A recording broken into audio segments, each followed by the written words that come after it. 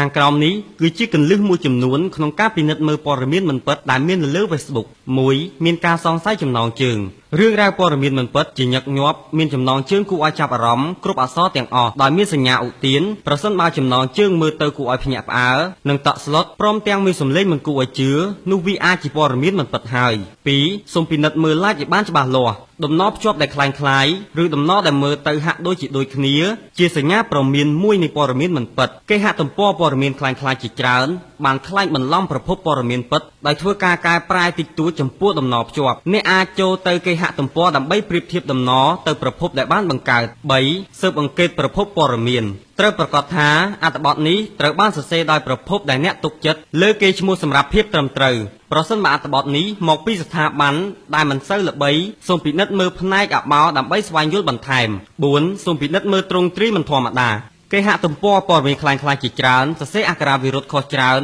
ឬមានកំហុសខុសឆ្គងផ្នែកលេវអាយសូមអានដោយប្រុងប្រយ័ត្នប្រសិនបើអ្នកឃើញសញ្ញាទាំងនេះ5ពិនិត្យមើលពិចារណារូបថតអត្ថបទព័ត៌មានមិនពិតជារឿយៗមានផ្ទុករូបភាពឬវីដេអូដែលបានរៀបចំជួនកាលរូបថតអាចមានភាពត្រឹមត្រូវប៉ុន្តែត្រូវបានដកចេញពីបរិបទអ្នកអាចស្វែងរករូបថតឬរូបភាពដើម្បីបញ្ជាក់ថាតើវាមកពីណា6ពិនិត្យមើលការបរិច្ឆេទអត្ថបទព័ត៌មានមិនពិតអាចមានពេលវេលាមិនច្បាស់លាស់ឬការបរិច្ឆេទព្រឹត្តិការណ៍ដែលត្រូវបានផ្លាស់ប្ដូរដោយការខ្លាចបន្លំ7ពិនិត្យមើលភស្តុតាងសូមពិនិត្យមើលប្រភពរបស់អ្នកនិពន្ធដើម្បីបញ្ជាក់ថាវាត្រឹមត្រូវកង្វះភស្តុតាងឬការពឹងផ្អែកលើអ្នកជំនួយការដែលមិនត្រូវបានគេដាក់ឈ្មោះប្រហែលជាបង្ហាញព័ត៌មានមិនពិតហើយ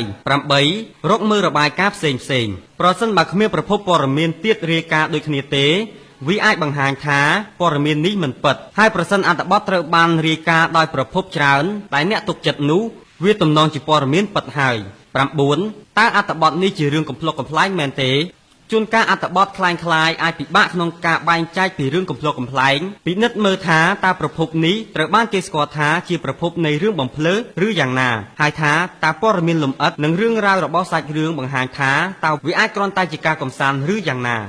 10អត្ថបទខ្លះមានចេតនាធ្វើមិនពិតគិតពិចារណាឲ្យបានដិតដល់ពីអត្ថបទដែលអ្នកបានអាននិងចែករំលែកព័ត៌មានដែលអ្នកបានដឹងអាចជឿទុកចិត្តបានប្រសិនបើ Page ឬ Bellman ចែកចាយព័ត៌មានមិនត្រឹមត្រូវច្រើនដងពេកយើងកាត់បន្ថយការចែកចាយរបស់ពួកគេនិងលុបចោលសិទ្ធិផ្សាយពាណិជ្ជកម្មរបស់ពួកគេទៀតផងខាងក្រោមនេះគឺជាគន្លឹះមួយចំនួនក្នុងការពិនិត្យមើលព័ត៌មានមិនពិតដែលមាននៅលើបណ្ដាញសង្គម Facebook